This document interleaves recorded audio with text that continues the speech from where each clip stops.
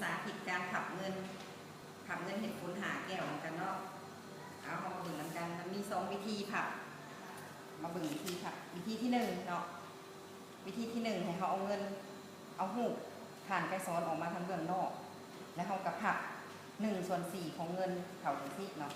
ผับให้ได้1/4ของเงินอันนี้แล้วหลังจากนั้นเขากับผับเงินให้เป็นเจแหลมเป็นอันนี้แล้วก็ผับส่วนนี้เขาอีก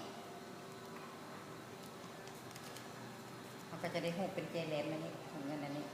หลังจากนั้นเขาก็ปีนเบื้องนี้มาแล้วเขาก็ผับอีกผับให้เป็นเจแหลมตามนี้หลังจากนั้นเขาก็ทบเครื่องเขาและส่วนเงินที่เหลือนี่เขาก็มาสอดเขาวาง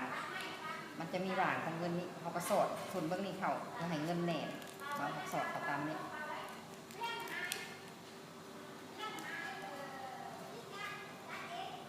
แล้วเขาก็จะได้เงินเป็นฝนหาแก้วเป็นอันนี้เนาะในวิธีที่2เขาจะเห็นผับเงินให้น้อยเขาคนเก่าซึ่งเขาก็เอาหูผ่านไกซ้อนออกมาทางเบื้องนอกอีกคือเก่าแต่ว่าเขาผับเงินเป็นครึ่งผับเขาครึ่งเลยแบบนี้ผับครึ่งหนึ่งของเงินเนาะผับครึ่งหนึ่งของเงินคืออันนี้หลังจากนั้นเขาก็มาผับให้เป็นเจแหลมคือเก่าเขาก็เห็นคือกันกับวิธีที่1แต่ว่าเขาจะได้ใบเงินน้อยเขาคนเก่าหลังจากนั้นเขาก็มาทบครึ่งเนาะทบครึ่งเขาจังสิทบครึ่งเขาในนี้เขาก็จะได้หูลักษณะคือจังสิเนาะและหลังจากนั้นเขาก็มาผับครึ่งอีกให้มันเป็นเจแหลมอันนี้เนาะผับครึ่งแล้วนี่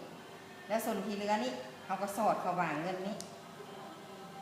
คือกันกับวิธีที่1เนาะสอดเขาวางเงินเพื่อให้เงินแน่แล้วเขาก็จะได้เงินเป็นผลหาแก้วเนาะสันมาฮอนี่การสาธิตการผับเงิน